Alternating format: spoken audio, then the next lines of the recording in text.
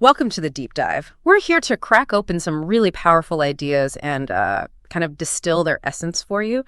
And today we are plunging into a true giant, Dale Carnegie's How to Win Friends and Influence People. A classic. Absolutely. Published way back in 1936, so yeah, nearly 90 years old now. But it's still on all those must-read lists. There's a reason for that. There really is. So our mission today isn't just, listing Carnegie's points. We want to really dig into why they stick around. Right. What's the secret sauce? Exactly. What did he tap into about just basic human nature that makes this advice still hit home, even in our, crazy digital world? Yeah, text, emails, social media. We're going to explore how this seemingly simple book really fundamentally shifted how people thought about connecting with each other. It's pretty amazing when you think about the numbers. Over 16 million copies sold globally. Wow. And it just keeps selling. Carnegie's real genius, I think, was spotting this core truth that maybe people overlooked. Which was? That genuine human connection. It's not just like a nice extra.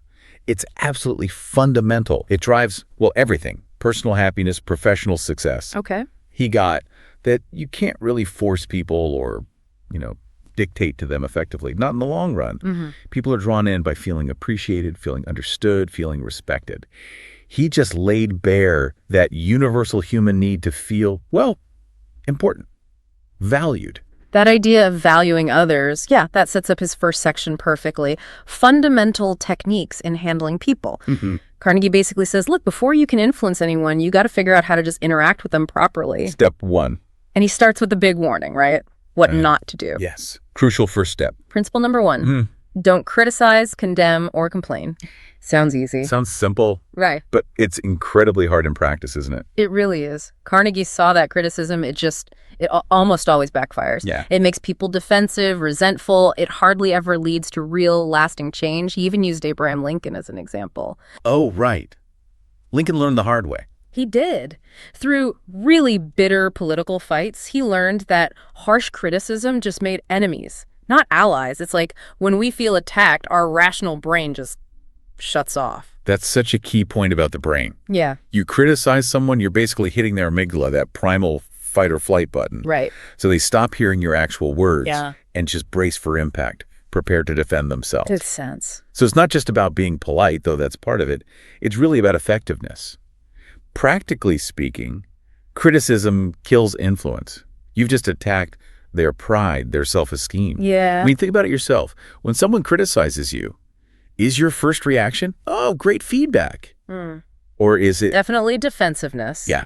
Every time. Exactly. And that's true whether you're in a boardroom or, talking with your family. Okay, so if criticism is out, what's the alternative? Carnegie's second principle gives us the answer.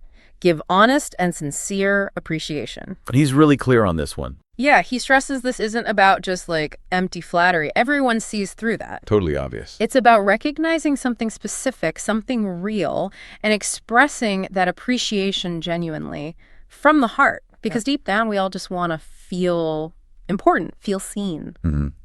And psychologically, this is fascinating. Genuine appreciation taps right into that core human need for validation. Okay. When you truly praise someone, especially for something specific you observed, it does two things. It reinforces that positive behavior, and it builds trust.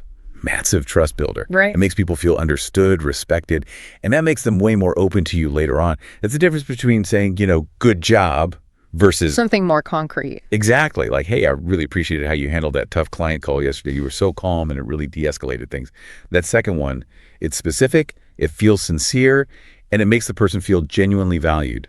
Way more impact. That difference between flattery and real appreciation, it's huge. And it leads perfectly into Carnegie's third big principle. The eager want.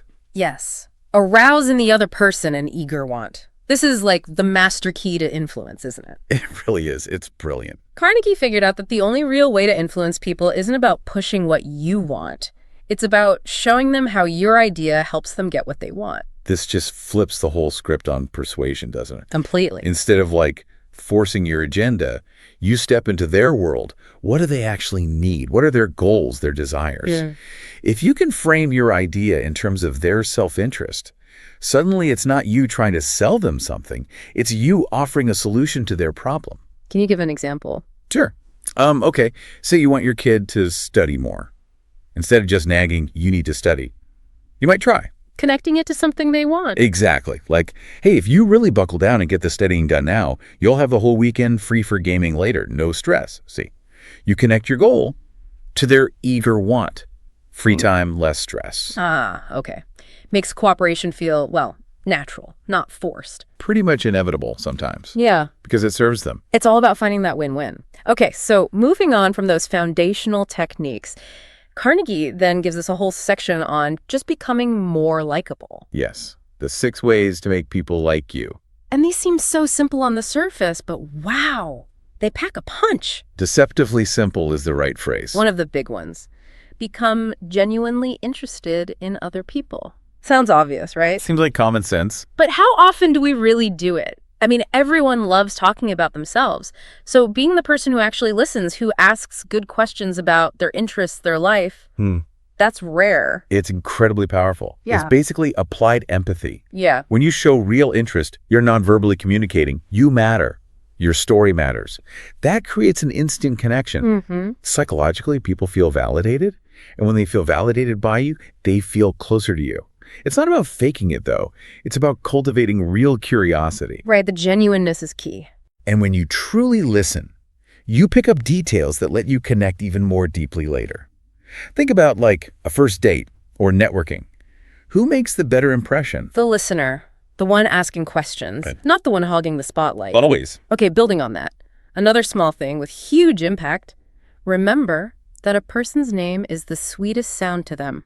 Oh, this one's gold. It's more than just memory, isn't it? Using someone's name, it just instantly makes things personal. It's such a simple yet potent psychological trigger.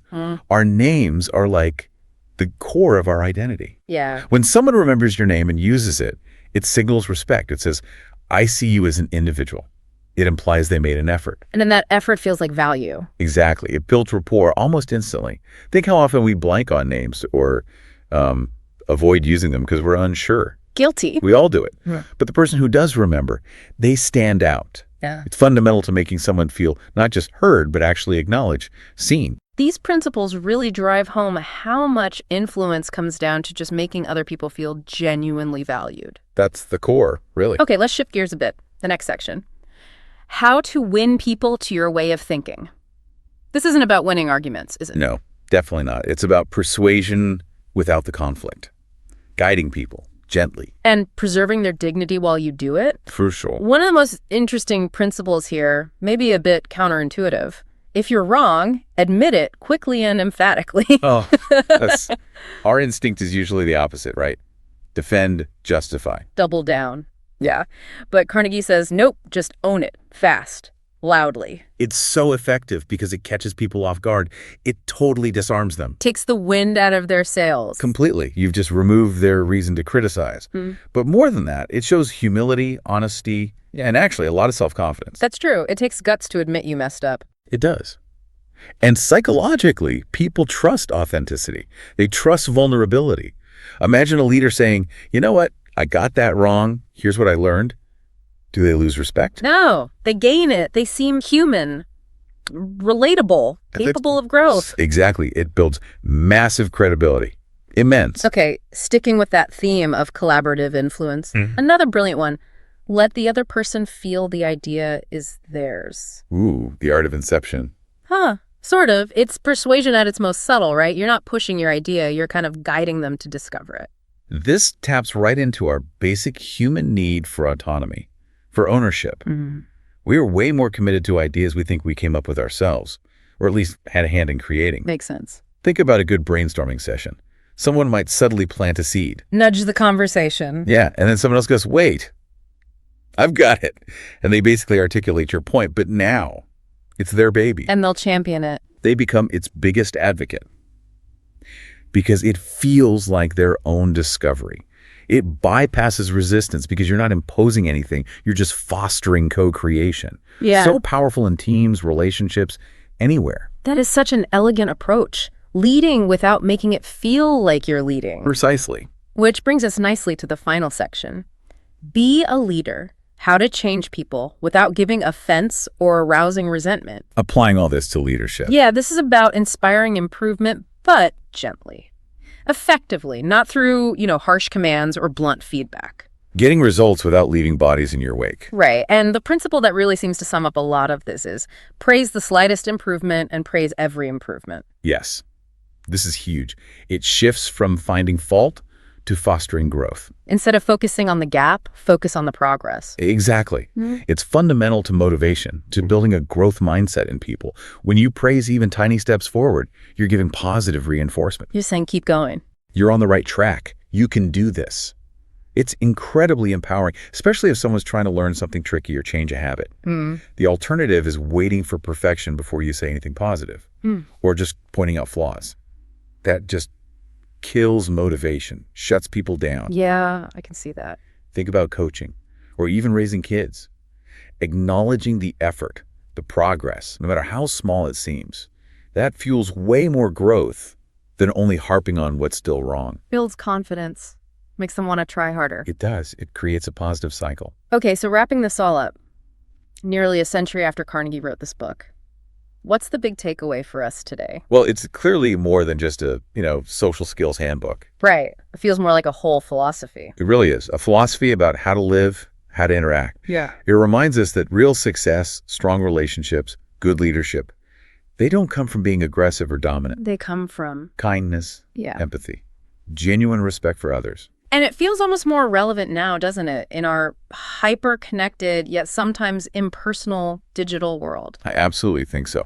Whether you're negotiating a business deal, trying to deepen friendships, or just get along better with your family, these principles are timeless. A solid roadmap. Because the fundamentals of human psychology, they haven't really changed, even if we're using smartphones instead of, handwritten letters. So to quickly recap our deep dive today, people have this deep, innate craving for recognition, for respect. Can't overstate that. Lasting influence, the real kind, it comes from understanding other people, not trying to steamroll them. Listening more than talking. Right. And leadership, true leadership, is about encouraging people, empowering them, not controlling them. Building them up. And sometimes, maybe often, it's the simplest things, really listening, using someone's name, giving honest appreciation that actually make the biggest difference. They really do. Carnegie doesn't just teach us how to win friends. He teaches us how to genuinely win hearts. That's a great way to put it. And that, I think, that's probably the most profound kind of influence there is. Something lasting. Definitely something to think about. So maybe the question for everyone listening is, how can you actively cultivate that winning hearts approach? Not just as a tactic, but as a genuine way you move through the world. How can you make someone feel truly valued today? Exactly. Not because you want something, but just because they matter. Makes you think, doesn't it?